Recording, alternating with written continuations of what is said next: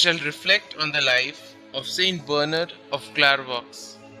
St Bernard came from one of the leading noble families of Burgundy in France. Raised in piety by his mother, he decided at the age of 22 to give up his knightly career and become a monk. His great persuasive powers were already evident when in the year 1113, seeking admission from St Stephen Harding to Cistercian monastery of Citeaux, he brought along 30 like-minded companions, including his widower father, an uncle and 4 brothers.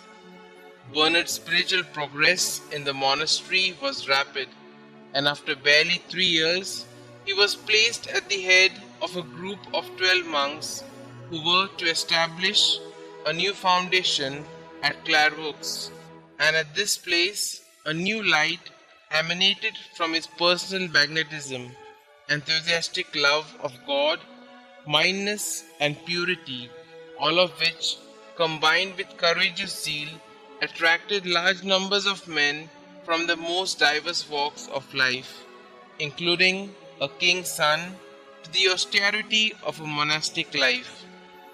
During his 37 years as abbot, he founded 136 other monasteries, his monks going into Germany, Sweden, Ireland, Italy and Switzerland, thus eclipsing even the fame of Cluny.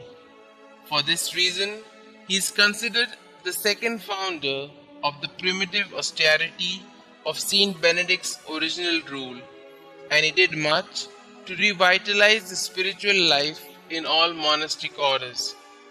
The best known branch of the Cistercians today is the order of the Trappists.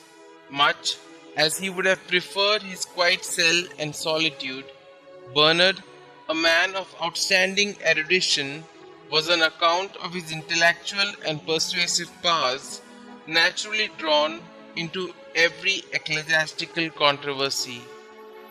Thus, he ably exposed the fallacies in Abelard's teaching which exalted human reason and rationalism. At the request of Pope Eugene III, his former disciple, he wrote his much esteemed book of Considerations, to stress the need of personal sanctity in the visible head of the Church, and all temporal matters thus being secondary. When Jerusalem and Antioch were threatened by the fall of Edessa in the year 1144, the Pope ordered Bernard to preach the crusade, which he did with the utmost eloquence and success throughout France and Germany, even moving the German Emperor Conrad III and his nephew Barbarossa to tears. The whole continent was roused. Ordinary business came to a standstill, or was entrusted to women while the men took up the cross.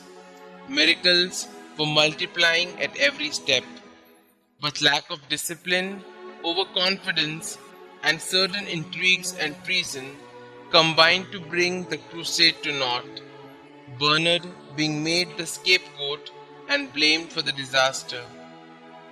Bernard, who died on the 20th of August 1153, was canonized by Pope Alexander III on the 18th of January 1174 and declared Doctor of the Church by Pope Pius VIII in the year 1830.